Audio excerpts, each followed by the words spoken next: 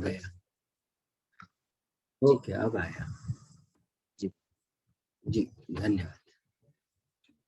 चलिए मंगलाचरण करते हैं। आइए हाथ जोड़ लेते हैं सभी लोग।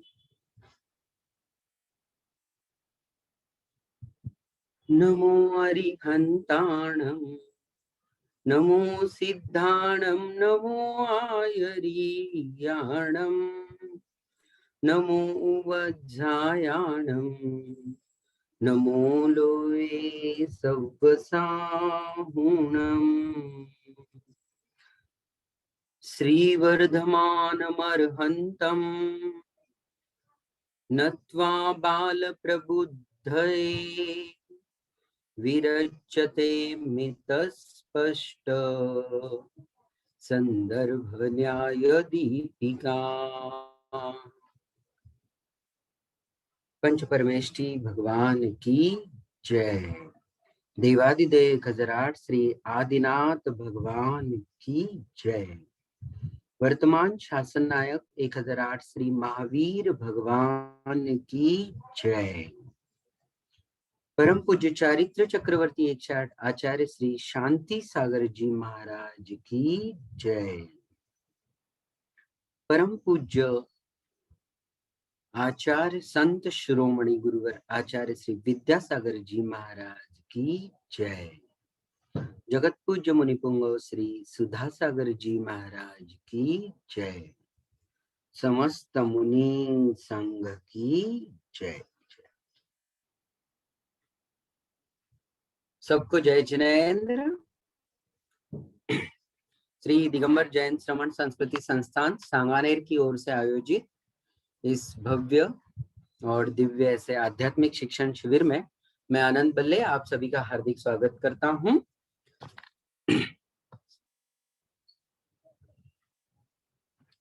आज संत शिरोमणि गुरुवर विद्यासागर जी महाराज जी का 54वां दीक्षा दिवस। हम ऐसे युग प्रवर्तक संत शिरोमणि जी के आचार्य दीक्षा दिवस पर शत शत नमन करते हैं और आपके संयम की, आपके इस दिव्य रत्नत्रय की, आपके द्वारा की गई प्रभावना की और जिन शासन की जिस गरिमा को आपने उज्जवल शिखरों तक पहुंचाया है, बारंबार उसको प्रणति करते हुए बहुत बहुत बहुत अनुमोदना करते हैं। और आज के इस पावन दिन पर भावना भाते हैं कि हम भी आप ही के समान रत्नत्रय के मार्ग पर बढ़ते रहें और संयम का पथ प्रशस्त करें। ऐसी शक्ति गुरुवर हम सबको प्रदान करें और गुरुवर के संयम की बारंबार बारंबार बारंबार अनुमोदना अनुशंसा।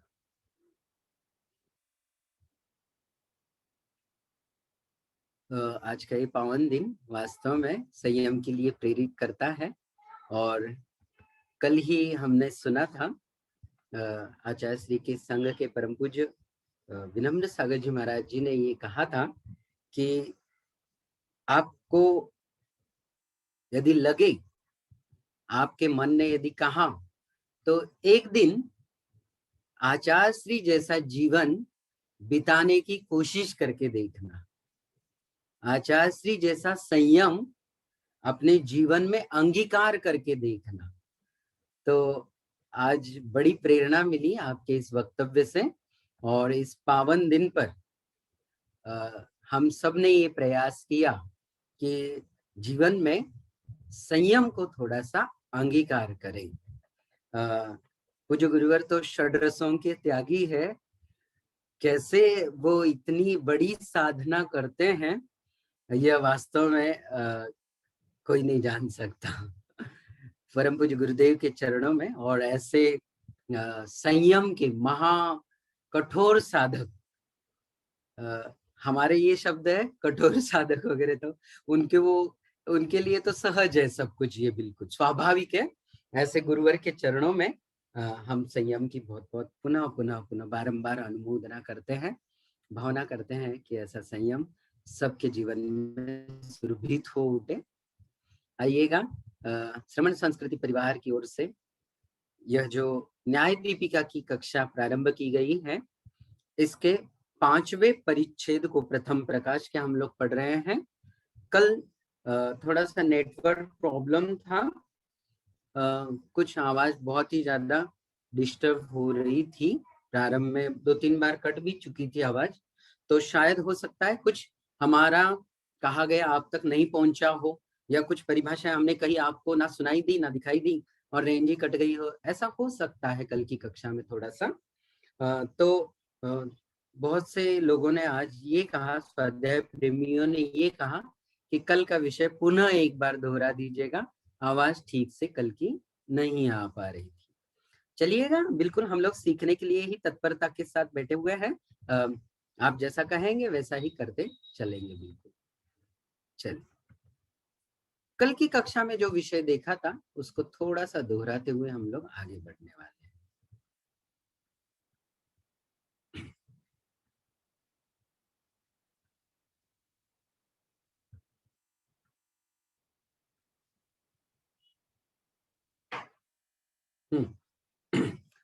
स्क्रीन आपको शेयर की जा चुकी है, आप स्क्रीन पर ध्यान दीजिएगा थोड़ा सा।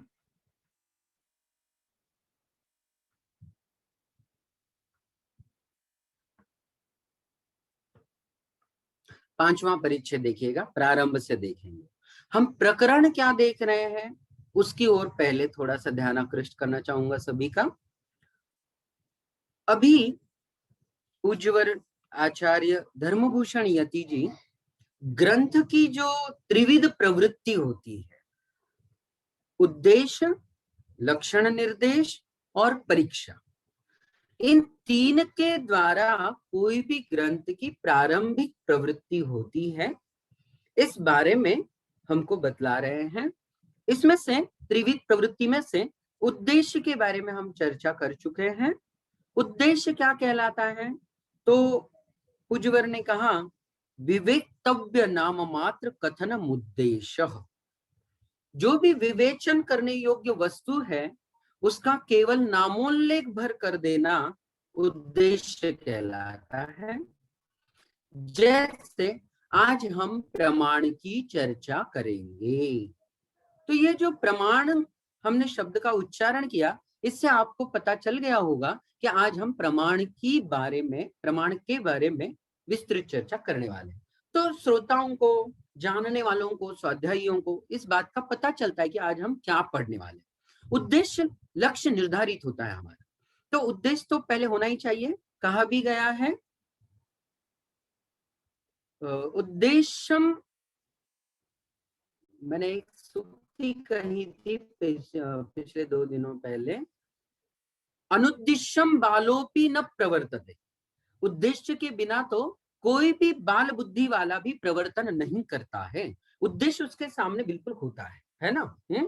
बिना अनुद्देश्यम या बिना उद्देश्यम बालोपि न प्रवर्तते, बालक भी कोई प्रवृत्ति उद्देश्य के बिना नहीं करते।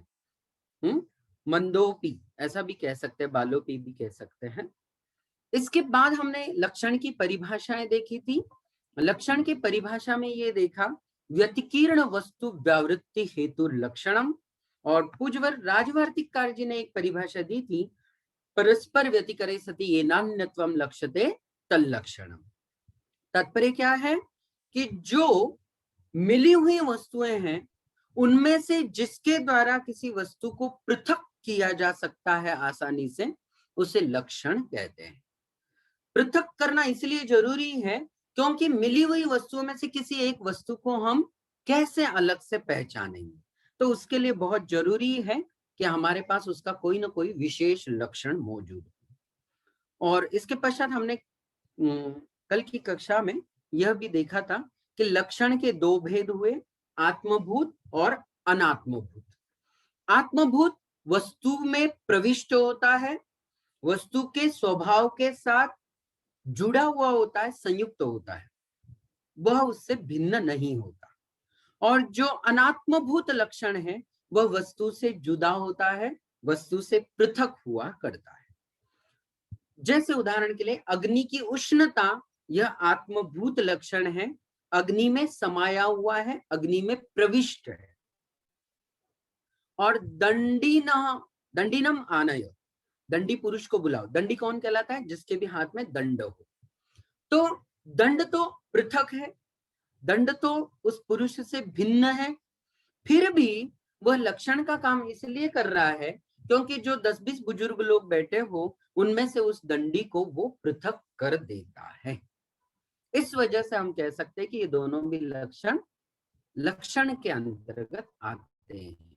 इसमें कोई बुराई या कोई भी गलतियां या कोई भी दोष इनमें नहीं है।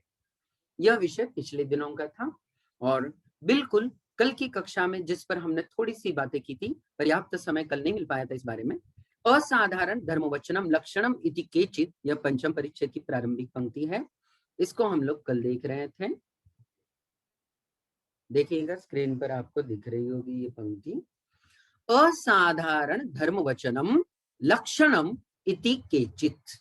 केचित यहाँ किसी विशिष्ट ऐसे अन्य मतावलंबियों का नामोल्लेख नहीं किया है, उज्जवल धर्मभूषण यति जी, परंतु टिप्पणियों में हमने कल देखा था ये केचित माने कौन है, तो नैयायिक मतावलंबी है और दूसरे श्वेतांबर परंपरा के महान आचार्य हेमचंद्राचार्य जी।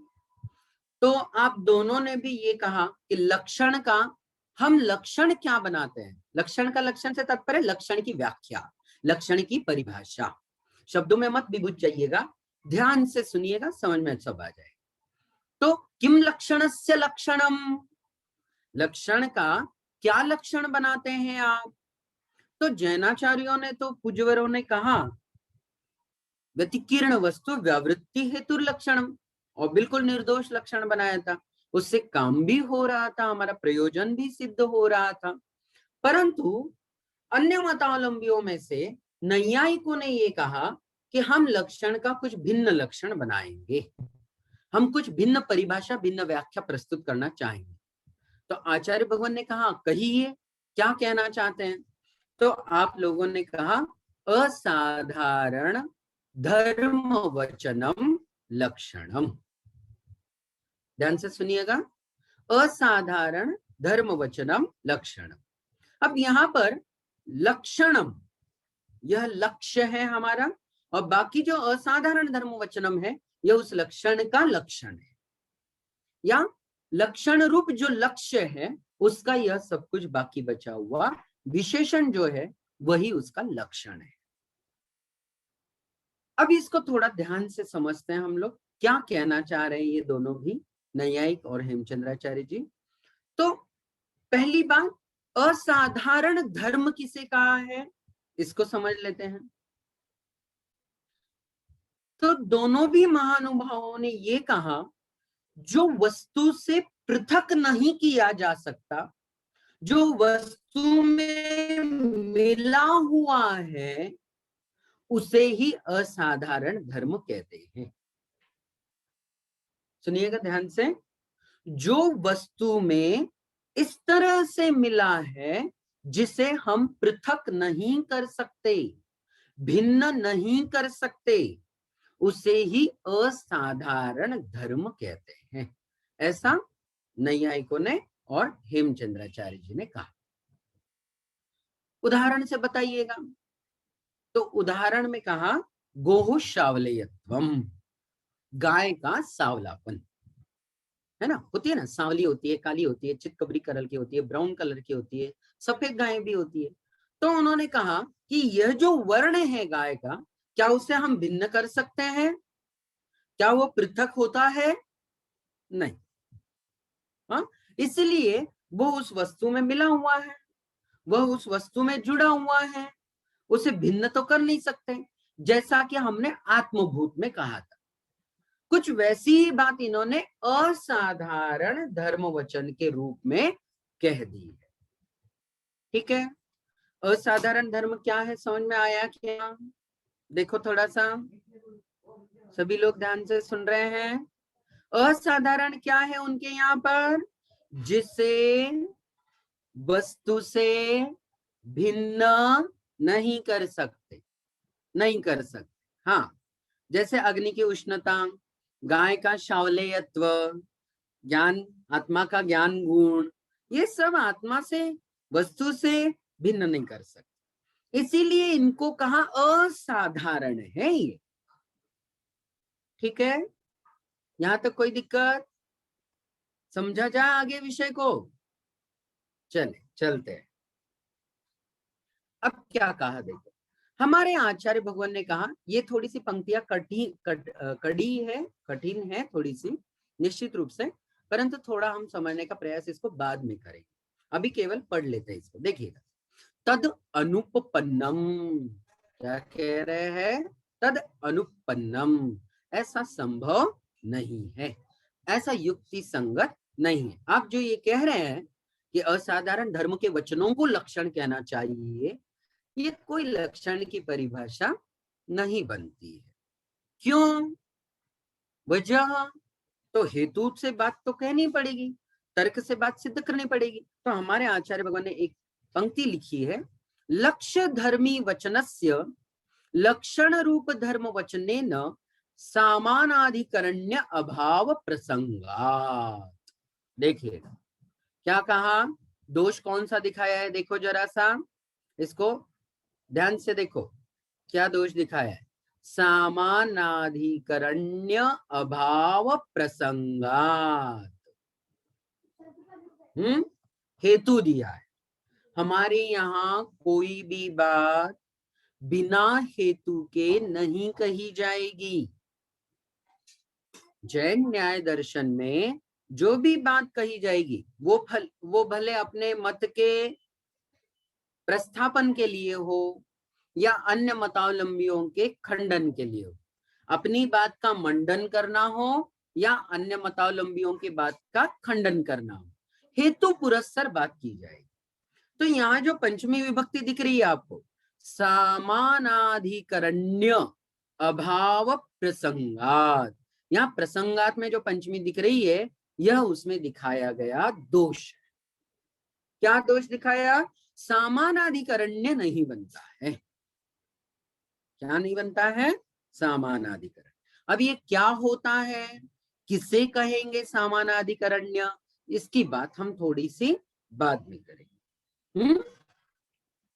थोड़ा आगे चलते हैं, क्योंकि ये थोड़ी सी कड़ी बात है, इतने जल्दी समझ में नहीं आएगी जब तक कि हम व्याप्ति, अतिव्याप्ति और असंभवी, ये तीनों भी बातें नहीं समझ। देखो, यहाँ की प्रारंभ की भी जो 1.5 लाइनों का प्रकरण है, इसको केवल अभी पढ़ रहे हैं, समझेंगे इसको थोड़ा बाद में। दंडादेः अतद्धर्मस्य अपि लक्षणत्वात् च, दंडादेः दंड इत्यादि भी अतद्धर्मस्य, माने आप जिस तरीके से कह रहे हैं वस्तु में मिला हुआ असाधारण रूप होना चाहिए, वस्तु से पृथक नहीं होना चाहिए, लेकिन दंडादि, जैसे दंड पुरुष से उदाहरण देख के आए अभी, तो वहां तो आपका असाधारण धर्मत्व रूप लक्षण बनता नहीं, वो लक्षण सिद्ध भी नहीं होता है वहां पर, फिर भी लक्षणत्वात्, वहां लक्षणपना तो है ही है। इसका मतलब क्या हुआ, आपने जो लक्षण बनाया वो लक्षण ना भी घटित होता हो, फिर भी हमने जो लक्षण का लक्षण बनाया, व्यतिकीर्ण वस्तु व्यावृत्ति हेतु लक्षणम, वह तो बिल्कुल घटित हो रहा है। आपकी बात से तो वो लक्षण नहीं बनेगा, लेकिन हमारे हमारे प्रयोग के द्वारा तो यह लक्षण कोई गलत नहीं है। कौन सा? दंडादेवाल, दंड पुरुष। किंच, और भी कहते हैं, अव्याप्त अभिधानस्य लक्षणाभासस्य अपि तथात्वात्। देखो, एक के बाद एक झड़ी लगा दी। कौन से 3 दोष दिखा रहे हैं देखो। पहला तो दिखाया सामानाधिकरण्य का अभाव का प्रसंग दिखाया, उससे दोष दिखला रहे असंभवी दोष। ये दंडादि में क्या कह रहे हैं? अतिव्याप्ति हो रही है। लक्षण तो है, फिर भी आपका लक्षण, सॉरी, अव्याप्ति बता रहे। हाँ, इसमें आपका लक्षण घटित नहीं होता, परंतु फिर भी वो लक्षण युक्ति संगत है। किंच, किंच शब्द जब भी आता है तो समझ लेना और भी सुनो, यहाँ खत्म नहीं हुई कहानी, और भी सुनो। क्या कह रहे हैं? किंच अव्याप्त अभिधानस्य लक्षणाभासस्य अपि तथात्वात्, अव्याप्ति नामक भी लक्षणाभास वहां पर दिखाई देता है। ठीक, अब यहां पर एक शब्द आया है लक्षणाभास। कौन सा शब्द आया है? लक्षणाभास। तथा ही, पहले हम तीनों लक्षणाभासों को आज की कक्षा में ध्यान से अच्छी से समझने का प्रयास करेंगे और फिर पुनः हम लौटेंगे कहां पर? असाधारण धर्मवचन की ओर। ठीक है? हाँ, बिना समझे तो आगे नहीं बढ़ेंगे, लेकिन थोड़ा जटिल है, उसको थोड़ा पहले इन तीनों लक्षणाभासों का स्वरूप समझ में आएगा ना, तब आपको पता चलेगा कि उसमें ये तीनों दोष क्यों लग रहे हैं, क्यों घटित हो जाएंगे उसमें। पहले लक्षणाभास समझ लें, आइएगा ध्यान से। तथा ही, उसे अब इस तरीके से स्पष्ट करते हैं आचार्य को। त्रयो लक्षणाभास भेदाः, आप भी एक बार पढ़ सकते हैं। हाँ, ऐसा नहीं है कि मैं ही पढ़ूं और मैं ही बोलूं और मैं ही सब कुछ व्याख्या करूं, आप भी पढ़ सकते हैं। बाकायदा आपको पढ़ने का प्रयास करना चाहिए, क्योंकि संस्कृत की पंक्तियां हैं, मूल आचार्य भगवान की ये पंक्तियां हैं, तो सरल है बिल्कुल। देखिएगा क्या कहा है, त्रयो लक्षणाभास भेदाः। त्रयो माने तीन, क्या तीन है? लक्षणाभास भेदाः, लक्षणाभास के तीन भेद हैं। हाँ, आप अपने कॉपियों में नोट कर लो, लक्षणाभास कितने प्रकार के हैं? तीन प्रकार के। क्या है लक्षणाभास? जो दिखते तो लक्षण की तरह है, परंतु वे लक्षण नहीं होते, उसे कहते हैं लक्षणाभास। ठीक है, ध्यान से सुनिएगा। हो दिखते लक्षण की तरह है, परंतु होते लक्षण वाले नहीं हैं। हाँ हाँ, केवल दिखते हैं, ये भी तो लक्षण जैसे ही तो दिख रहे हैं, परंतु होते नहीं है, इसीलिए उसको आभास कहते हैं। जैसे रेगिस्तान में जल तो होता नहीं, परंतु जल है ऐसा आभास होता है, जलाभास है। उसी को मृग मरीचिका कहते हैं। पानी नहीं होता, लेकिन पानी होने का आभास उत्पन्न हो जाता है। रेगिस्तान नया भी देखा हो तो भी एक सामान्य सा उदाहरण ले लीजिएगा। जैसे हम गर्मी के दिनों में यदि रोड पर से गुजर रहे हो, लंबी रोड हो, लॉन्ग ड्राइव पर हो कहीं, और ऐसे में हमको कई बार क्या दिखाई देता है पता है? थोड़ी सी ऊपर नीचे उठी हुई थोड़ी सी रोड हो और गर्मी बहुत तेज हो, तो ऐसा लगता है कि सामने थोड़े से 100-200 फीट की दूरी पर रोड बिल्कुल गीली है, पानी पड़ा हुआ है। ऐसा लगता है जैसे बारिश हो गई हो अभी अभी, और रोड गीली दिखाई देती है। और जैसे ही हमारी गाड़ी आगे बढ़ती है, दिखाई देता है कि रोड तो गीली नहीं है, रोड तो भीगी नहीं है, पानी तो कहीं नहीं दिखाई दे रहा है यहाँ।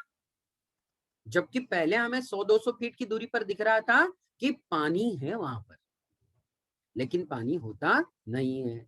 ये आभास है केवल, हमारा दृष्टि का भ्रम है केवल। इसी तरीके से जब हम पटरियों पर खड़े रहते हैं और दूर दराज यदि सीधी लाइन में पटरियां सामने की ओर हो हमारे, तो हमें ऐसा दिखाई देता है कि दूर जाकर ये दोनों पटरियां किसी एक पॉइंट में मिल गई है, जबकि ऐसा होता है क्या? नहीं, यह केवल दृष्टि का भ्रम है। तो इसी तरीके से जो लक्षण की तरह तो दिखाई देते हो, परंतु वो लक्षण नहीं होते, उसे कहते हैं लक्षणाभास, उसे कहते हैं लक्षणाभास। ठीक है, अब यह कितने हैं लक्षणाभास? त्रयो, त्रयो लक्षणाभास भेदाः, तीन लक्षणाभास के भेद है। कौन कौन से? अव्याप्तम, अतिव्याप्तम, असंभवी चेती। देखो क्या कह रहे हैं, कौन कौन से हैं? अव्याप्तम, अव्याप्ति, अतिव्याप्तम, अतिव्याप्ति, असंभवी च इति, और तीसरा भेद है असंभवी। ये तीन लक्षणों के भेद नहीं है, लक्षणाभास के भेद। लक्षण के तो दो भेद किए, आत्मभूत और अनात्मभूत। लक्षण के भेद देखो, विषय को यदि आप ध्यान से सुनोगे तो ही विषय समझ पाओगे।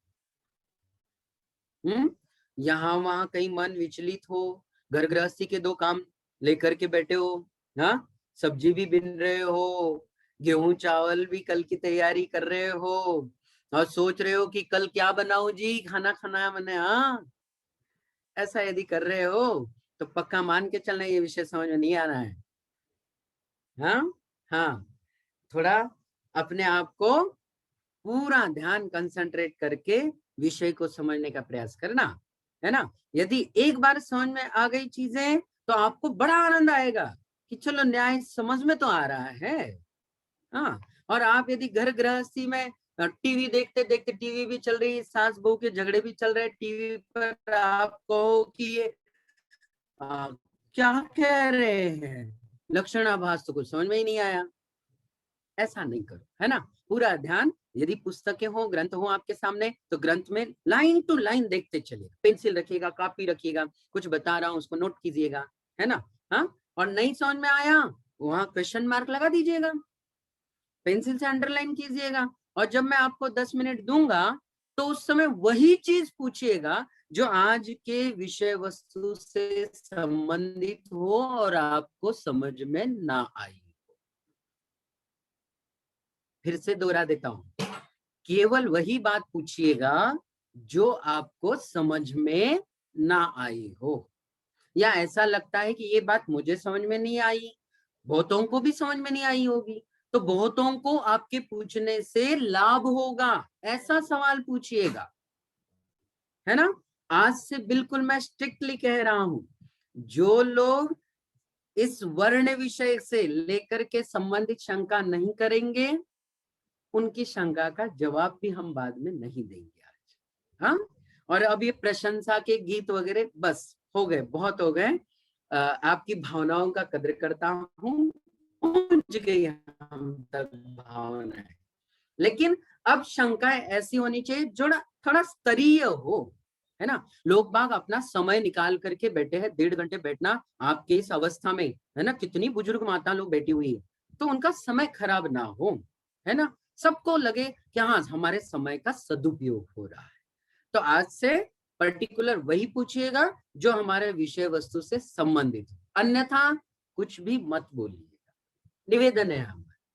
चलिए, तो हम क्या कह रहे थे, किसी भी लक्षण में यदि कोई त्रुटि हो, यदि कोई दोष हो, तो वो 3 तरह के होते हैं, अव्याप्ति, अतिव्याप्ति और असंभवी।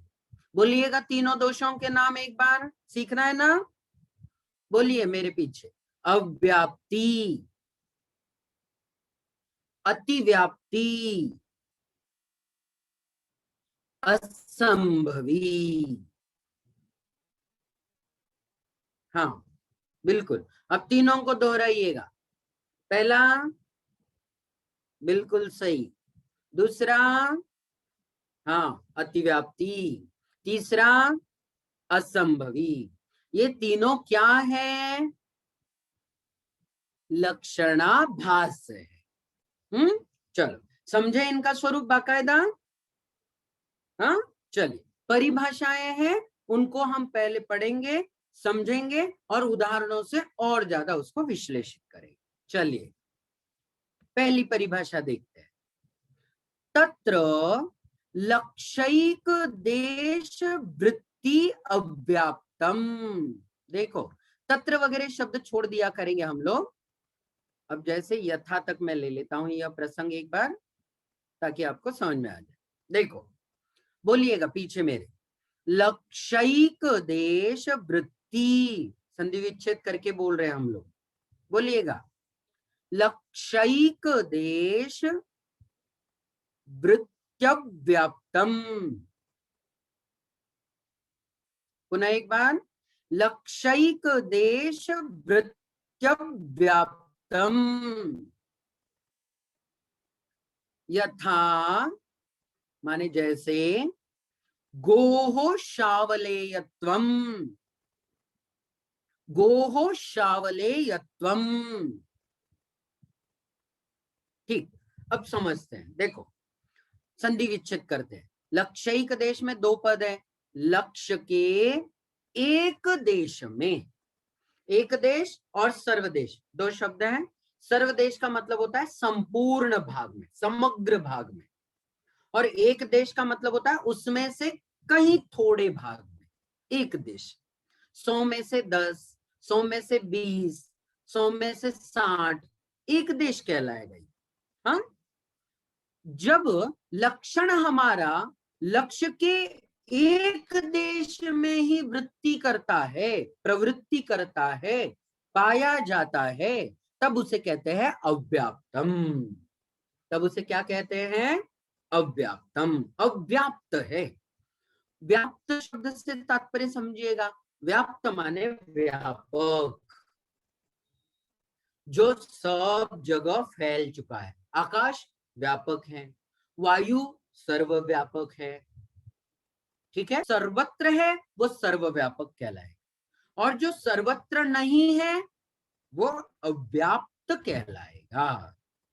ठीक है, लेकिन कहां सर्वत्र? लक्ष्य में, निर्धारित लक्ष्य में सर्वत्र पाया जाना चाहिए। उदाहरण क्या दिया देखो जरा, समझ लेते हैं।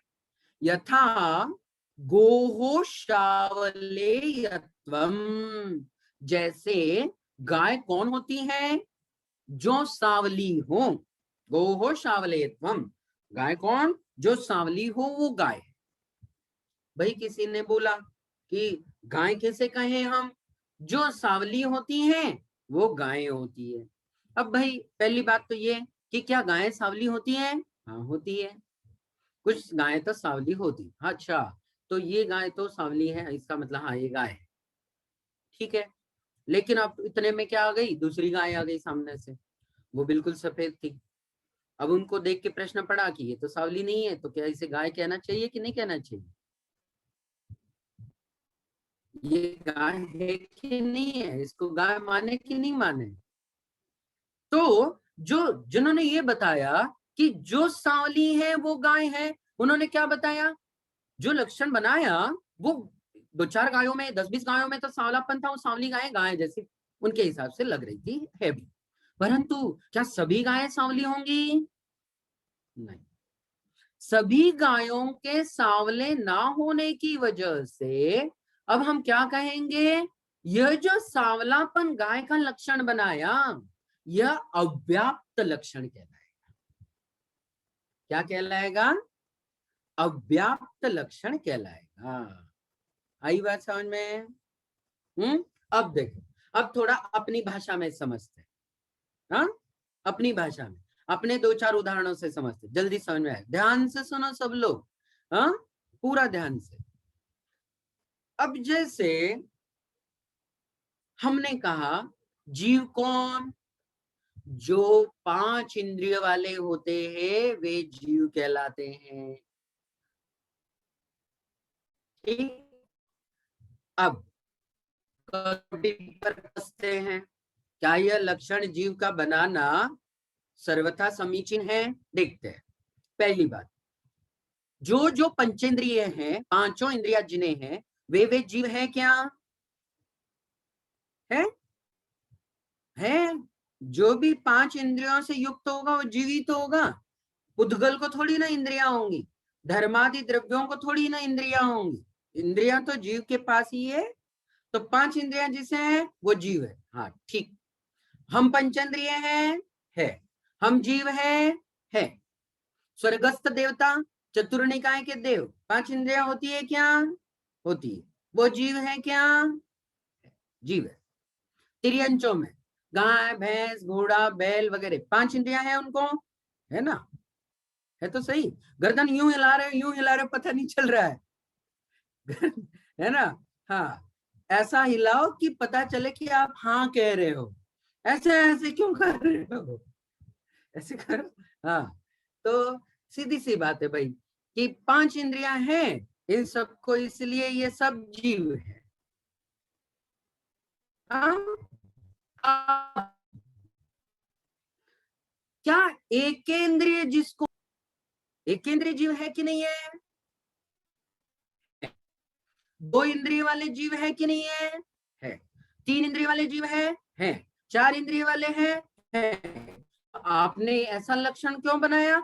जिसको पांच इंद्रियां होती है वही जीव होता है। देखो, आपके ऐसा लक्षण बनाने की वजह से ये बेचारे एकेंद्रिय, द्विइंद्रिय, तीन्द्रिय, चार इंद्रिय वाले जो चतुरेंद्रिय जीव थे, ये जीव की संज्ञा में नहीं आ पा रहे हैं। उन पर जीव का लक्षण आपका बनाया घटित नहीं हो रहा है। तो इसका मतलब आपने जो पंचेंद्रियों को जीव कहा वो गलत नहीं था।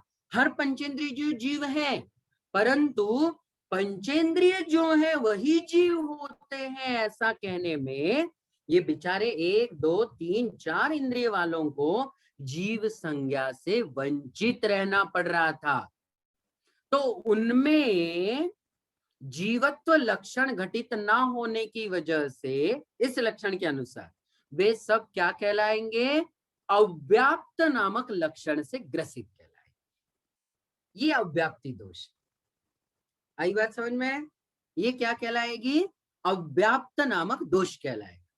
क्यों? क्योंकि लक्षण बनाया आपने, पंचेंद्रिय जीव होते हैं। जीव कौन? जो पंचेंद्रियों से युक्त हो, लेकिन ऐसा तो सब जगह नहीं था। इस वजह से यह लक्षण अव्याप्त हुआ। क्या हुआ? अव्याप्त हुआ। आई बात समझ में? सबको समझ में आया? चले, तो यहां क्या दे दिया था? गो शावलेयत्वम, गाय का सांवलापन। जो जो गाय हो वो सांवली हो जरूरी नहीं है, इसलिए ये अव्याप्त।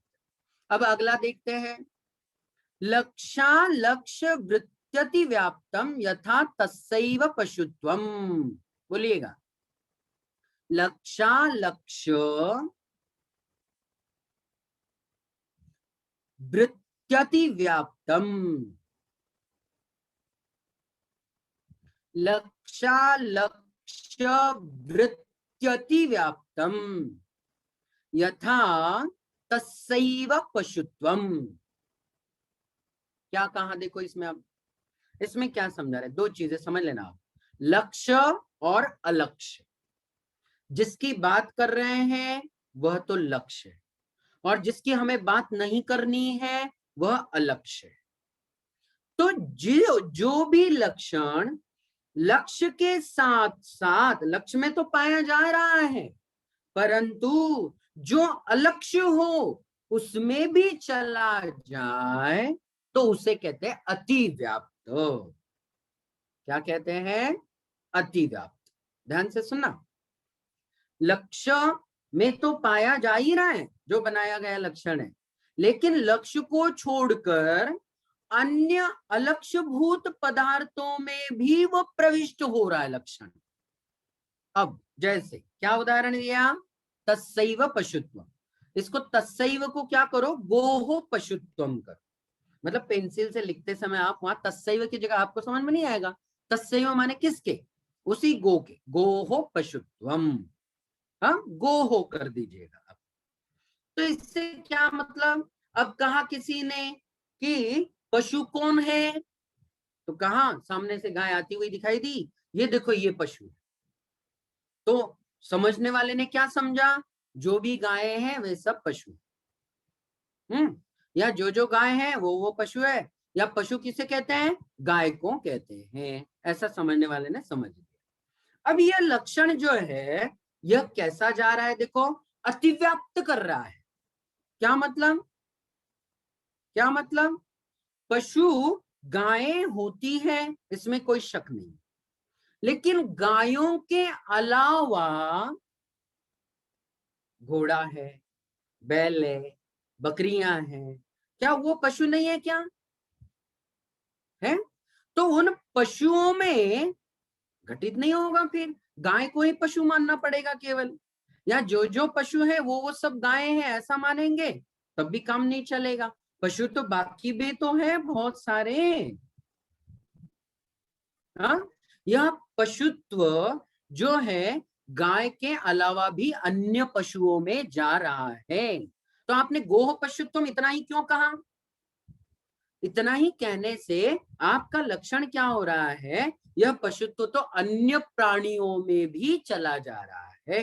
तो यह लक्षण आपका जो बनाया वो अतिव्याप्त हो गया। क्या हो गया?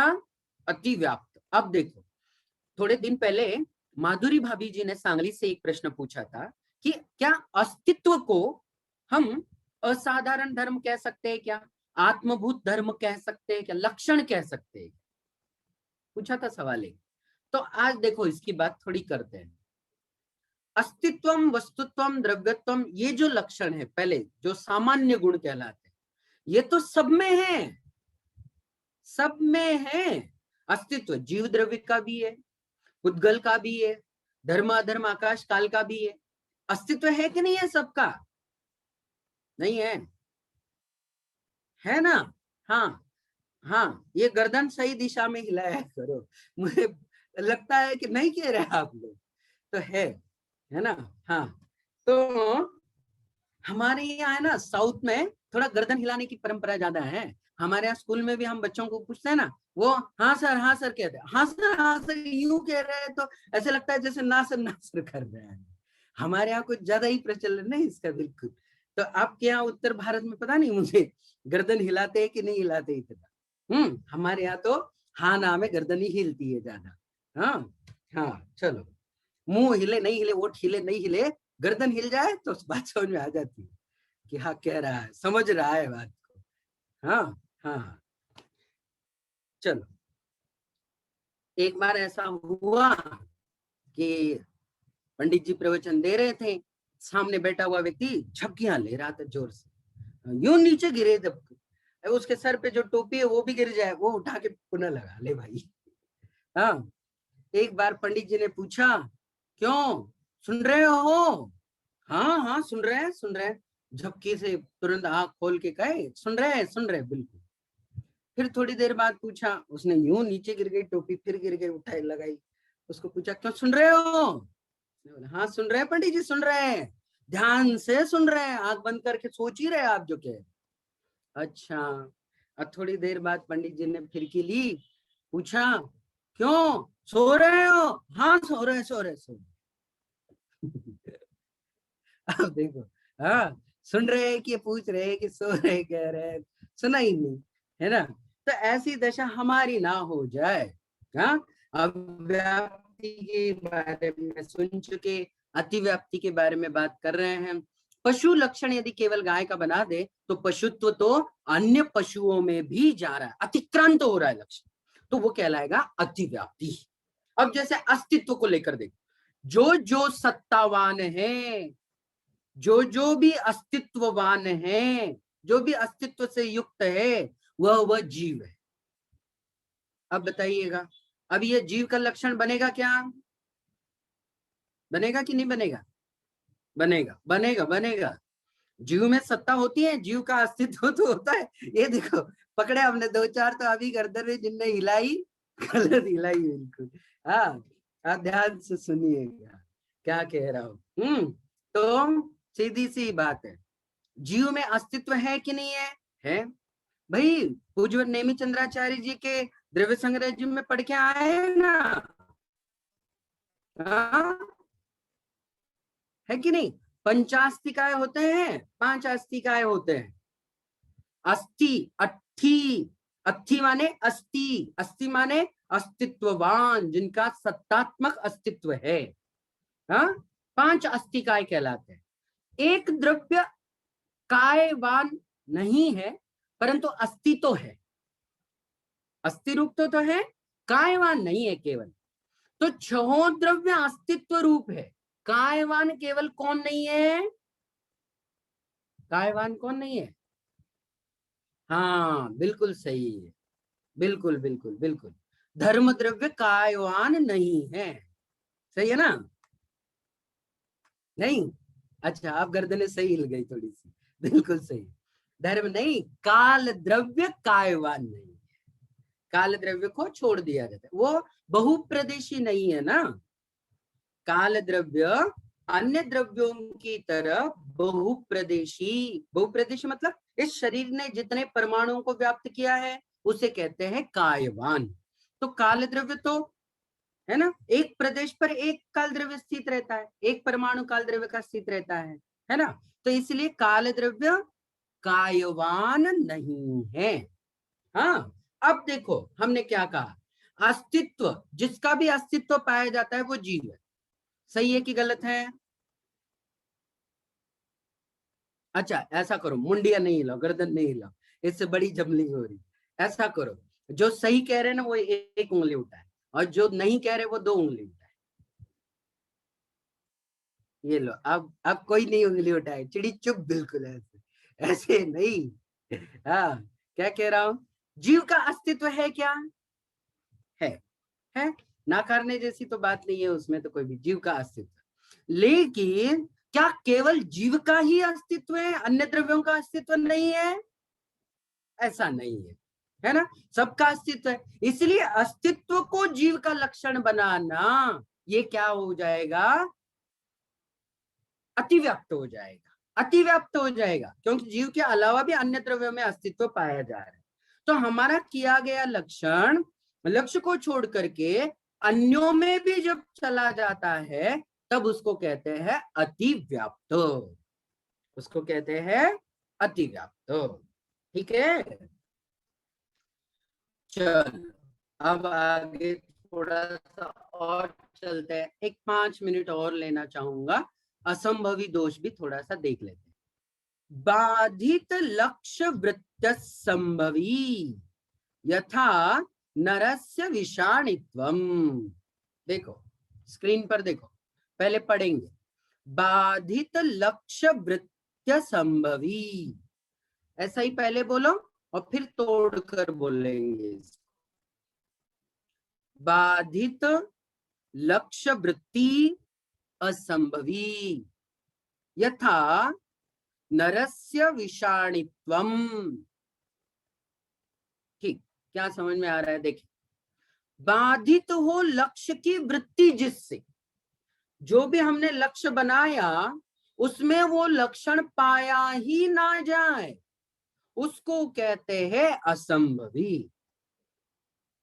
क्या, जो लक्षण बना रहे हैं वो लक्ष्य में पाया ही नहीं जा रहा है, उसको कहते हैं असंभवी। जैसे क्या कहा, नरस्य विषाणित्वम, विषाण कहते हैं सिंगों को, विषाण किसको कहते हैं, सिंग, सिंग होता है ना, सिंग, पशुओं के सिंग होते हैं, हिंदी में सिंग का प्रयोग करते होंगे, बैल के सिंग होते हैं, हिंदी में भी सिंग ही बोलते होंगे, है ना। हाँ, तो नरस्य, नरस्य माने मनुष्यों के भी क्या बोल रहे हैं, विषाणित्वम, सिंग होते हैं। अब बताओ कौन मनुष्य है जिसके 2 सिंग ऊंग आए? देख लेना भैया अपने आप को आए कि नहीं आए। हाँ, यदि आए हो तो ये कह रहे नरस्य विषाणित्वम, वही नर है, वही मनुष्य कहलाने योग्य। हम और आपके तो सबके नदार है, सिंग ही नहीं है, तो मनुष्य है कि नहीं? हम लोग मनुष्य हो? हाँ, मनुष्य हो कि नहीं हो? अरे गर्दन हिलाओ भैया, गर्दन। हाँ, ठीक है ठीक है, चलो। तो मनुष्य हो तो फिर सिंह कहाँ है? सिंह तो है नहीं। तो ऐसा जब लक्षण बनाया जाता है कि बनाए गए लक्ष्य में पाया ही ना जाए, उसको कहते हैं असंभवी, उसको कहते हैं असंभवी, जो लक्षण लक्ष्य में पाया ही ना जाए। इसमें जैसे नरस्य दिया है, कहीं कहीं पर और भी आ जाता है ना, शश विषाणम, शश कहते हैं खरगोश, खरगोश के भी सिंग नहीं होते हैं। कई जगह शश की जगह खर विषाणत्वम आता है, खर माने गधे को कहते हैं, गधे के जैसे सिंग। अब गधे के सिंग होते ही नहीं है। अब जैसे एक शब्द आता है आकाश कुसुम, आकाश पुष्प शब्द सुना हुआ है? आकाश पुष्प माने आकाश में पुष्प उग आना, आकाश में तो पुष्प उगते नहीं है, उगते तो धरती पर है, जमीन पर है, आकाश कुसुम होते नहीं है। अब कोई ये कह दे कि देखो देखो सामने वंध्या पुत्र आ रहा है, अब भाई वंध्या भी कह रहे हो, वंद्या का पुत्र भी कह रहे हो, वंद्या क्यों कह रहे हो, फिर पुत्र कह रहे हो? तो ये ऐसा कहना असंभव है, ये क्या कहलाएगा? असंभव कहलाएगा, है ना। अब जैसे अभी क्या कहा था, हाँ, आकाश कुसुम। आकाश कुसुम का मतलब आकाश में पुष्पों का लग जाना। आकाश भी होता है, पुष्प भी होता है, परंतु आकाश में पुष्प नहीं उगते, ये बात समझ लेना, ये असंभवी कहलाए। तो जो ऐसे उदाहरण है जो लक्षण बना रहे हैं वे घटित ही ना हो, उन्हें कहते हैं असंभवी। तीनों दोष आज की कक्षा में समझ में आए हो तो हाँ कहना, और नहीं तो नहीं कहना। तीनों समझ में आए हैं? अच्छा, आए हैं, चलो कल परीक्षा करेंगे इसकी, आए हैं कि नहीं आए हैं। हाँ, अभी तो रात भर और कल दिन भर सोचना कि ये तीनों लक्षण हमें समझ में आए हैं कि नहीं आए हैं। चलो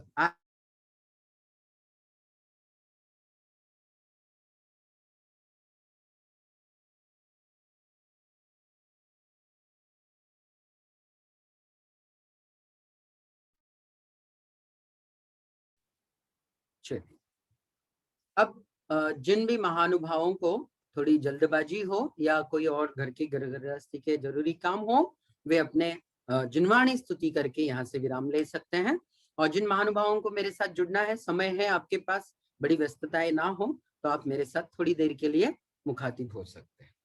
आइएगा, जिन्होंने भी हैंड रेज का ऑप्शन इस्तेमाल किया है, हम, अच्छा मैं पुनः एक बार दोहरा देता हूँ, आज केवल और केवल विषय वस्तु से संबंधित ही शंकाएं होनी चाहिए, अन्यथा मैं आपकी शंका तो सुन लूंगा लेकिन मैं जवाब नहीं दूंगा, तब आप समझ लेना कि ये शंका आज की कक्षा से जुड़ी हुई नहीं थी, ठीक है। हाँ, जिसको भी जवाब नहीं दूं समझ लेना कि कल हमें जवाब नहीं मिलने वाला है, अब आगे कभी नहीं मिलेगा फिर जवाब। हम चाहते हैं कि हमारे विषय वस्तु की चर्चा ज्यादा, है ना। यहाँ वहां की बातें अब बहुत हो गई, हफ्ते भर में आपने भी सुनाई, हमने भी सुनाई, थोड़ा रिश्ता जुड़ गया हमारा आपका। अब रिश्ता जोड़ना चाहते हैं हम न्याय से, है ना। हाँ, न्याय की शंकाएं होके, चलिए। हाँ, हैंड रेज किया है सबसे पहले नवीता जी। नवीता जी, जय जिनेन्द्र। जय जिनेन्द्र भैया जी। हाँ जी, जय जिनेन्द्र।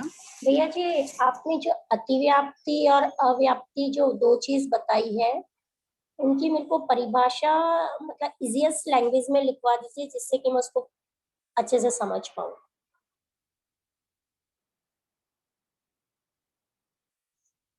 हेलो हेलो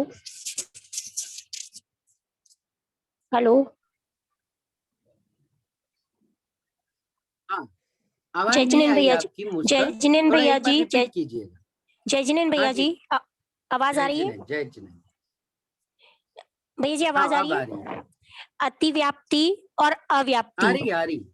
हाँ भैया जी, तो ये जो अतिव्याप्ति और अव्याप्ति जो आपने बताया अभी, तो इन दोनों की मुझे परिभाषा लिखनी है, सरल परिभाषा लिखवा दीजिए। और असंभवी तो समझ में आ गया। आप आपके पास कोई पुस्तक ग्रंथ वगैरह नहीं है क्या? नहीं है, नहीं है। अच्छा, इसलिए आप कह रहे हैं, क्योंकि पुस्तक में है हाँ ना, नीचे हिंदी दी हुई है नीचे। आप एक काम कीजिएगा, मेरी जी। स्क्रीन आप सबको दिख रही है क्या? हाँ, दिख रही है। पुस्तक वाली स्क्रीन दिख रही है क्या? हाँ, दिख रही है। अच्छा, मैं आपको बोल्ड कर देता हूँ वहां पर नीले अक्षरों में, आप क्या करना, वहां से लिख लेना। नहीं, संस्कृत वाली तो दिख रही है, पर हिंदी वाली ही चाहिए मुझे। नहीं, हिंदी वाली देखिएगा। जी बिल्कुल। देखो, मैं आपके इसमें क्या करता हूँ, ये पूरा पैराग्राफ आप देख लीजिएगा, इसमें से ढूंढ लीजिएगा। ये ठीक है, मैं इसको असंभवी स्क्रीनशॉट जैसे लेती मनुष्य, हूँ। हाँ, यहाँ तक, जी भैया जी। हाँ, यहाँ तक का विषय देखो, यहाँ तक। एक मिनट, हाँ, थोड़ा सा मैं नीचे कर लेता हूँ। हाँ, इतना स्क्रीनशॉट ले लीजिएगा। जी भैया जी, ले लिया। अच्छा, दूसरी ले बात लिया? आपने कल बताई थी कि विशेष और विशेषण, दो चीजें बताई हाँ, थी कल। विशेष और विशेषण। फिर विशेषण में आपने बताया था कि धर्मी, धर्म वचनम लक्षणम, फिर लक्षणम को आपने कहा था लक्ष्य, फिर एरो बना के नीचे लिखो धर्मी। तो ये सब विशेष और विशेषण ये सब समझ नहीं पा रहे हैं। ठीक है, ये कुछ ग्रामेटिकल वर्ड्स हैं और इनको मैं क्या करता हूँ, पुनः एक बार कल की कक्षा में ना अच्छी से आपको बतलाऊं। इसमें कुछ भी कठिन नहीं है, अभी मेरे पास कुछ नहीं है साधन, तो कल की कक्षा में ना आपको वो चीज पुनः एक बार मैं दोहराने वाला हुई हूँ, क्योंकि असाधारण धर्म में हमको दिखाना ही दिखाना है। कल दोष तीनों भी देखेंगे हम, क्योंकि आज हमें अव्याप्ति, अतिव्याप्ति, असंभवी तो समझ में आए, है ना। कल की कक्षा में हम इसको थोड़ा सा और अच्छे से समझेंगे। ठीक, जय जिनेंद्र भैया जी। जय जिनेंद्र, बहुत अच्छा। आज बाकायदा सब्जेक्ट को लेकर के शंकाएं हुई, देखो अच्छा लगा नविता जी, बहुत बढ़िया, शुक्रिया। जय जिनेंद्र। रेणु जी पहाड़िया, अच्छा आप। जय जिनेंद्र भैया जी।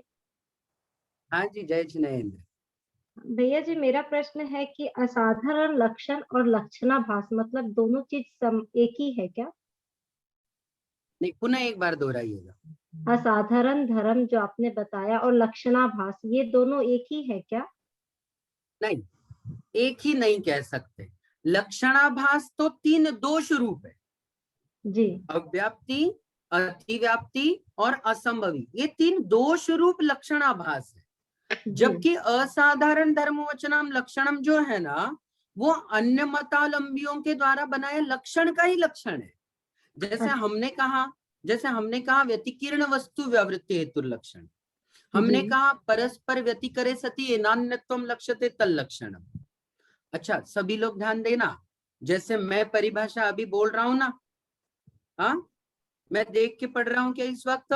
नहीं, मुझे भी याद हो गई ना, तो आपको भी कल परसों ये परीक्षा के पहले पहले मैं 2 दिन दूंगा आप सबको, 8 पैराग्राफ्स तक, कितने, सॉरी 7, 8 से तो मूल विषय चालू हो जाएगा, 7 पैराग्राफ्स तक जितनी भी परिभाषाएं आई है ना, मैं परसों की कक्षा में आप सबको पूछूंगा, बारी बारी पूछूंगा सबको, बिल्कुल। सातों परिभाषाएं संस्कृत की बोलनी है, बिल्कुल सीखना है। यदि ये सूत्र है, मान लो आप तत्वा सूत्र जी में पूज्यवर उमा स्वामी जी के सूत्र पढ़ते हो ना, पढ़ते हो आप सभी लोग, तो इसी तरीके से ये जो परिभाषाएं हैं, ये परिभाषाएं सूत्र मान लेना और इनको कंठस्थ करना है, तब जाके हमारे कुछ आगे के काम आसान होंगे।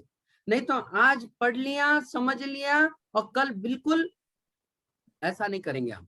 याद करना है, अव्याप्ति क्या है, अतिव्याप्ति क्या है, असंभवी क्या है, आत्मभूत क्या है, अनात्मभूत क्या है, उद्देश्य क्या है, लक्षण क्या है, परीक्षा क्या है, प्रमाण क्या है, नय क्या है, न्याय क्या है, इन सब की परिभाषा सूत्रात्मक है, छोटे छोटे सूत्र है, बिल्कुल सारे पढ़ने की कोशिश करना, कंठस्थ करने की कोशिश करना, ठीक है। अच्छा, पहाड़िया जी, आपका कोई सवाल था जो कि असाधारण धर्म को क्या अव्याप्ति, अतिव्याप्ति, असंभवी कह सकते हैं? इसमें तीनों दोष हैं, लेकिन इसी को हम अव्याप्ति, अतिव्याप्ति, असंभवी नहीं कहेंगे। तो ये जो आपने आज बताया अतिव्याप्ति, ये लक्षण के दोष हैं, दोष है, इनको लक्षणाभास कहते हैं, लक्षण नहीं कहते, लक्षणाभास कहते हैं। हाँ, इसलिए लक्षण के दोष। और ये तीनों भी, हाँ, और ये तीनों भी जो लक्षणाभास है ना, ये तीनों केवल न्याय में ही काम नहीं आएंगे, ये आपको सब जगह काम आने वाले, सब जगह। कोई भी ग्रंथ पढ़ो, कोई भी लक्षण पढ़ो, आप परख लेना आप कि इसमें अव्याप्ति, अतिव्याप्ति, असंभवी में से कोई दोष तो नहीं आ रहा है इस लक्षण में। कोई भी लक्षण पढ़ो आप। जी भैया जी। चलिए भैया जी, आपकी आज्ञा हो तो मैं 2 शब्द कहना चाहती पाठशाला के बारे बिल्कुल में। बिल्कुल तो बिल्कुल मैं सभी को जय जिनेंद्र करती हूँ कि हम सभी न्याय ग्रंथ को बहुत अच्छी तरह से पढ़ रहे हैं, लेकिन यदि कोई श्रावक जैन धर्म शुरू से पढ़ना चाहते हैं या अपने बच्चों को पढ़ाना चाहते हैं कि तत्व क्या है या द्रव्य किसे कहते हैं, जीव विवेचना क्या है, जो बेसिक जैन धर्म है, तो आदरणीय राकेश भैया जी के द्वारा जैन संस्कार शाला का संचालन हर रविवार को सुबह 10 बजे होती है और जिसमें 15 वर्ष से लेकर 70 साल तक के बुजुर्ग जुड़े हुए हैं। तो यदि आप सबका की रुचि हो तो आप सब उसमें जुड़ सकते हैं। इसके लिए आप सब मुझे फोन पर संपर्क कर सकते हैं मेरा नंबर है 9867698774। मैं आपको चैट बॉक्स में मेरा नंबर लिख देती हूँ। जिनको बेसिक जैन धर्म खुद को पढ़ना हो और अपने बच्चों को पढ़ाना हो तो केवल सप्ताह में एक ही दिन ये पाठशाला चलती है, सुबह में 10 बजे। जय जी। बहुत बहुत शुक्रिया पहाड़िया जी, आपने तो हमारे गुरुवर का स्मरण दिलाया। पूज्यवर श्रद्धेय श्री राकेश जी जो है डॉक्टर, वो हमारे परम मित्र भी है और गुरुवर भी है। आपने हमें संस्कृत पढ़ाया है, तो बहुत अच्छा पढ़ाते हैं राकेश भैया। तो बहुत सुंदर, पूरा बहुत विषय सुंदर खोल के पढ़ाते, रख बहुत देते हैं। मतलब अगर हमें उन्होंने जैसे समवसरण पढ़ाया भैया जी, तो अब हम जब भी मंदिर जाते हैं तो हमें कुछ समझना नहीं पड़ता। वो समवसरण, उनकी बताई हुई बातें, एक एक चीज ध्यान में आ जाती है कि समवसरण क्या है। जैसे हमें याद करा दिया, समवसरण देख के समझ में आ जाता है कि क्या है। ऐसे हर विषय को बहुत बारीकी से, बहुत सुंदर तरीके और सरल तरीके से समझा। तो सभी को ये, सबसे मेरा बहुत नम्र बढ़िया, बहुत बढ़िया। निवेदन है कि सभी अवश्य जुड़े। जरूर जरूर जरूर, सभी लोगों से निवेदन है कि देखिएगा, श्रमण संस्कृति संस्थान का कोई भी विद्वान, युवा छात्र जब भी कभी कोई क्लास पढ़ाता है, तो आप निसंकोच आप जुड़ सकते हैं उसमें, निस्संदेह जुड़ सकते, कोई शंका मन में पालने की आवश्यकता नहीं है।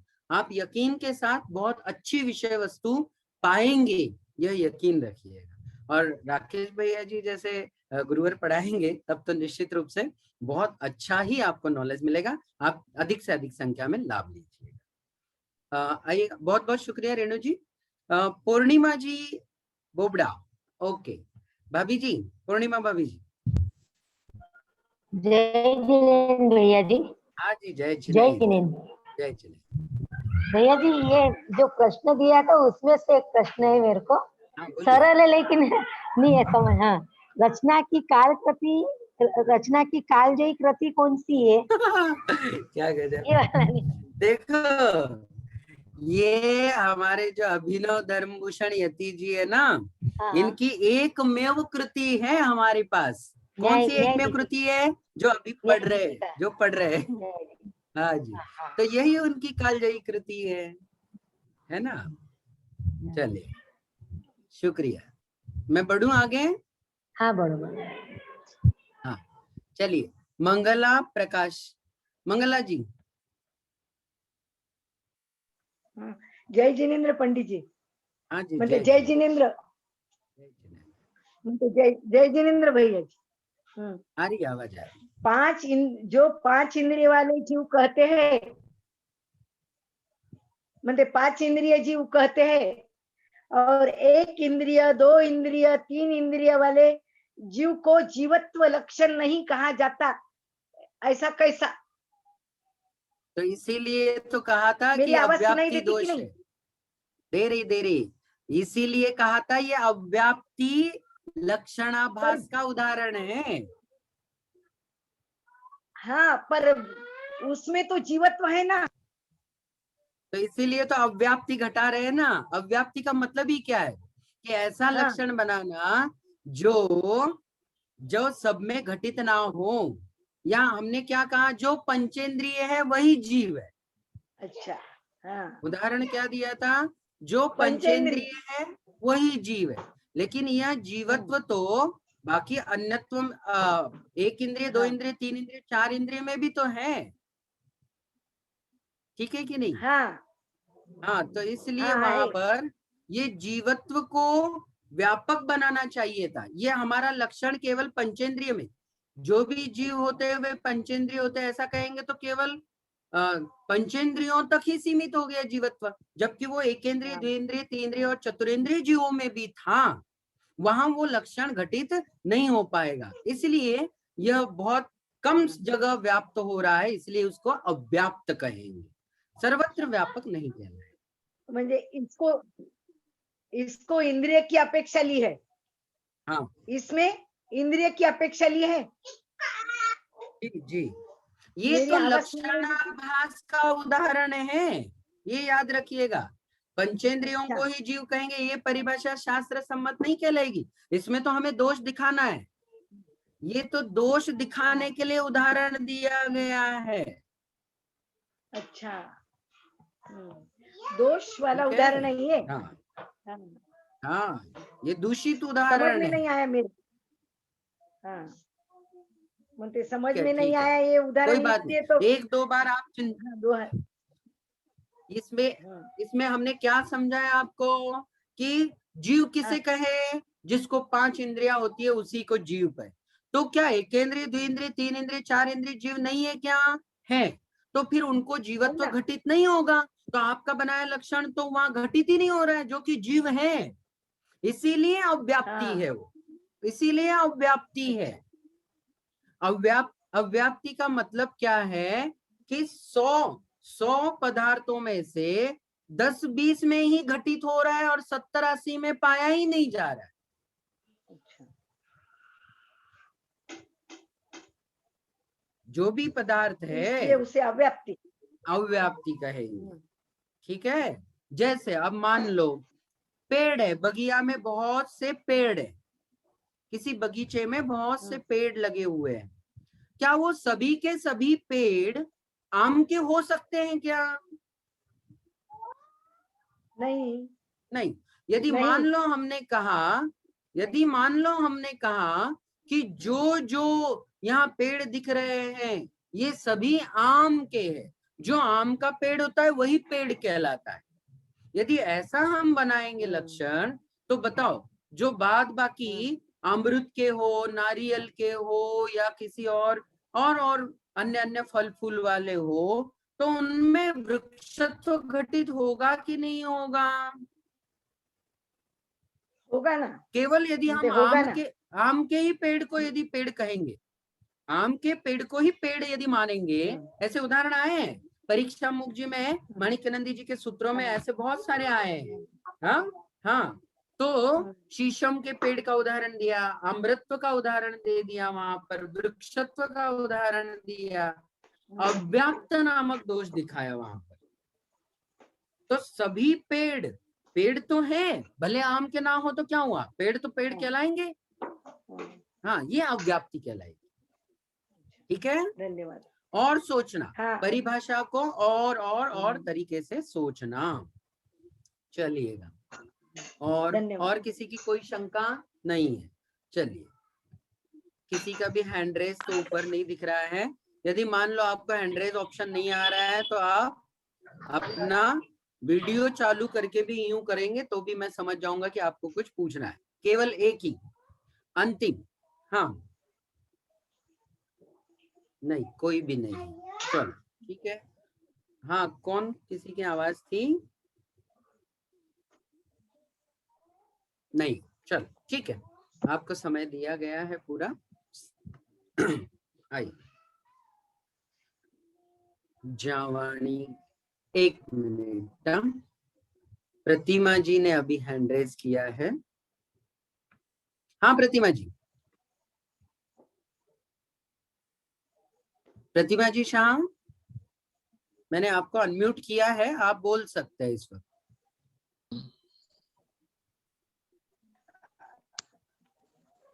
हेलो, हाँ, मेरी आवाज? जय जिनेन्द्र। हाँ जी, जय जिनेन्द्र। हाँ, प्रतिमा, हाँ, आवाज आ रही है ना? हाँ, बिल्कुल क्लियर आ रही, साफ। हाँ, ये लक्षणाभास के जो 3 भेद ध्यान में आए, लेकिन लक्षण के भी कुछ भेद है क्या?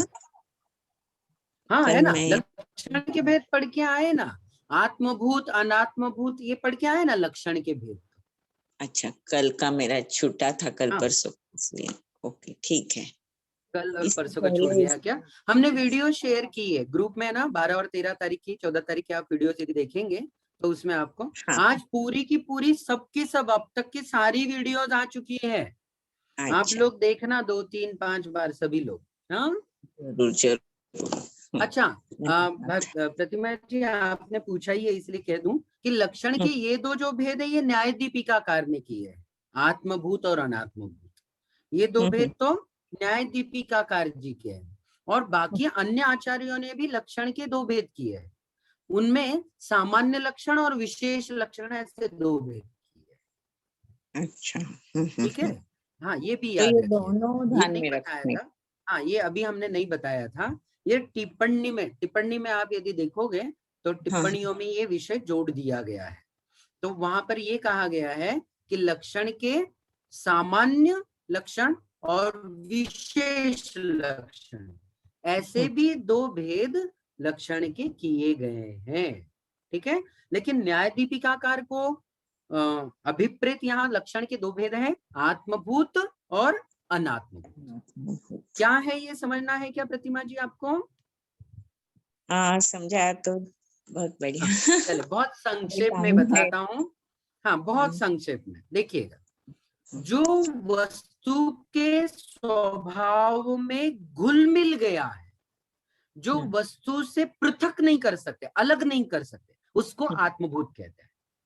जैसे अच्छा। जीव की चेतना, हाँ, जीव का ज्ञान दर्शन को जुदा कर पाएंगे क्या जीव से? नहीं। नहीं। अग्नि की उष्णता, क्या अग्नि की उष्णता को अग्नि से जुदा कर पाएंगे? नहीं। तो ऐसा जो लक्षण है जिसको उस वस्तु से पृथक नहीं कर पाएंगे, वो कहलाता है आत्मभूत लक्षण। हाँ। और अनात्मभूत क्या होता है? इससे बिल्कुल विपरीत होता है, इससे बिल्कुल उल्टा। क्या मतलब? जो वस्तु से भिन्न होता है। जैसे मैंने मान लो मैंने येलो कलर की शर्ट पहनी है, तो येलो कलर की शर्ट पहने भैया, टोपी वाले भैया, चश्मे वाले भैया, हाँ, ये लाल साड़ी वाली है ना। हाँ, तो इस तरीके से जब हम ऐसे ऊपरी जो लक्षण बनाए, पौराणिक एक उदाहरण दिया था हमने कि देवदत्त का घर कौन सा है भैया, तो वो जो सामने बिल्कुल कौवा बैठा है ना जिस घर पे, वो देवदत्त का घर। तो कौवा कितनी देर बैठा रहेगा देवदत्त के घर पर? हाँ, तो ऐसे जो उदाहरण है ये कहलाते हैं अनात्मभूत कहलाते हैं। अच्छा। हाँ, थोड़ा समझ में आया? राग द्वेष क्या जीव का? राग द्वेष तो जीव का लक्षण बनाएंगे तो संसारी जीव के राग द्वेष पाए जाते हैं, ठीक है, लेकिन ये आत्मभूत कहलाएंगे। लेकिन सभी जीवों में पाए जाते हैं क्या? नहीं, इसलिए ये अव्याप्त लक्षणाभास भी कहलाएगा। ना, सब में नहीं पाए जाएंगे राग द्वेष, तो जो 11वें 12वें 13वें 14वें गुणस्थान में आया ध्यान में आत्मभूत अनात्मभूत। और सामान्य विशेष?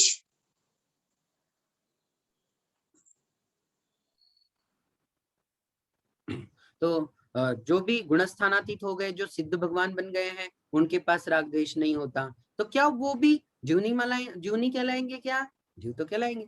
तो ये रागी द्वेषी जीव का लक्षण बनाना क्या हो जाएगा? अव्याप्त हो जाएगा। सब में नहीं पाया जा रहा है, बराबर, सभी जीवों में नहीं पाया जा रहा है, इसलिए वो अव्याप्त कहलाएगा। एक देश में ही लक्ष्य के एक देश में ही पाया जाए। एक देश में पाया जाए, वस्तु के एक देश में जो पाया जाता है वो अव्याप्त कहलाता है। अव्याप्त। ठीक है, और फिर सामान्य थोड़ा समय ज्यादा हो गया है भैया, एक सूचना दे रही थी। हाँ जी आलोक भैया। भैया आज भी मेरे पास कुछ फोन आए थे लिंक के लिए। हाँ, किसके लिए? तो संभव वो अपने न्यायदीपिका जी की वीडियो की लिंक के लिए। हाँ जी। तो संभावना ये है कि वो लोग ग्रुप में शामिल ना हो। हाँ, हो सकता है ऐसा, तो यदि क्योंकि कोई ऐसा हमने है, तो हाँ, यदि तो कोई ऐसे महानुभाव हैं जिनको लिंक नहीं मिल पा रही है, तो वह ग्रुप में शामिल हो जाएं। आपको न्यायदीपिका जी की लिंक मिलती है, उसी के ऊपर व्हाट्सएप ग्रुप की लिंक भी होती है। उस लिंक के द्वारा आप ग्रुप में जुड़ जाएंगे तो आपको नियमित मिल जाएंगे। कल तक की सभी कक्षाओं का एक कंबाइन मैसेज भी मैं सभी को भेज चुका हूँ। सभी लिंक बना दी गई। ये बहुत मेहनत का काम करते हैं, और आलोक भैया जी ने पूरे के पूरे 7 दिन के वीडियोस एक ही मैसेज में डाल दिए है।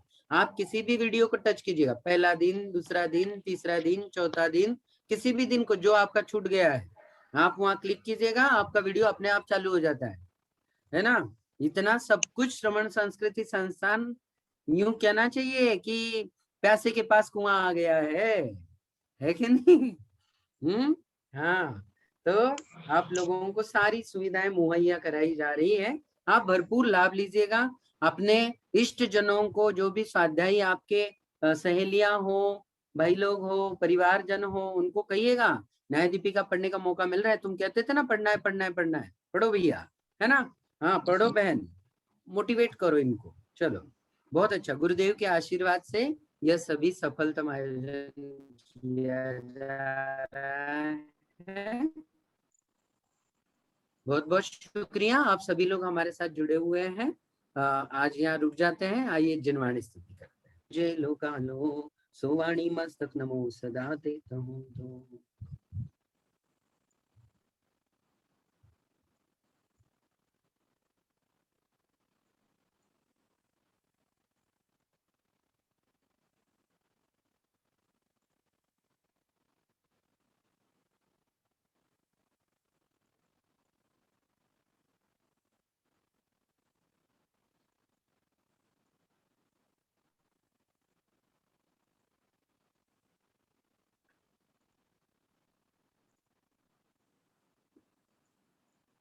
द्वादशांग जिनवाणी माता की जय। सबको जय जिनेन्द्र। जय जिनेन्द्र। जय जिनेन्द्र। चलिए रुकते हैं आज यहाँ पर। आप सबको परिभाषाएं याद करनी है। आप यदि परिभाषाएं याद नहीं करोगे तो परसों की क्लास में हम आपको डांट भी सकते हैं, ठीक है? हाँ आप बड़े हैं, आप ऐसा मौका हमें नहीं देंगे, हमें पता है। आप सभी याद जरूर करें। देखो संस्कृत में गलत उच्चारण हो जाए कोई दिक्कत नहीं, हमें उच्चारण में गलतियों को नहीं देखना। अभी हमें देखना है हमने प्रयास किया है याद करने का, कंठस्थ करने का। परिभाषाएं याद होनी चाहिए, करें प्रयास तो कीजिएगा, है ना? चलिए रुक जाते हैं। जय जिनेन्द्र सभी।